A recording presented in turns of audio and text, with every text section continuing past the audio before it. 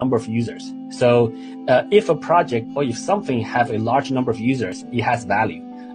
So that's utility value. So if a project has millions of users, every exchange is going to want to list it because we want that liquidity. We want those users. For those who doesn't know who that is, that's the CEO of Binance. Binance is one of the biggest centralized exchanges in the world. And he talked about utility value. Now let me repeat what he said. He said if something or a project has a large number of users, that thing is valuable and it's called utility value. Now, should I remind you, Pi has a total user of 100 million. Now, out of that 100 million, only 35 million is engaged and actively mining. Now, let me ask you a question. You that is watching, come closer. In the year 2009, when Bitcoin was launched, one Bitcoin cost just a fraction of a cent. It was not even up to $1.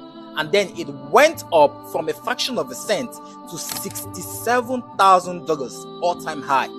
It's crazy. Now, the big question is, do you think Bitcoin would have gone up to an all-time high of $67,000 if nobody was willing to accept Bitcoin in exchange for their goods and services? Now the answer is no. The adoption of Bitcoin made Bitcoin skyrocket to the roof to an all-time high of $67,000. Now, that's the power of utility value. Adoption. So many stores in Asia, Singapore, Kuwait, China, they have started accepting Pi as payment in exchange for their goods and services. Now, talking about utility value. When you go to this website, bscscan.com, it is a blockchain explorer website that shows you how many individuals is currently holding a particular cryptocurrency in their wallet. Now we are going to use Binance for this illustration, which happens to be the biggest centralized exchange in the world. Now the Binance peg, which happens to be the BUSD. On that website, you can see how many holders are currently holding BUSD in their wallet.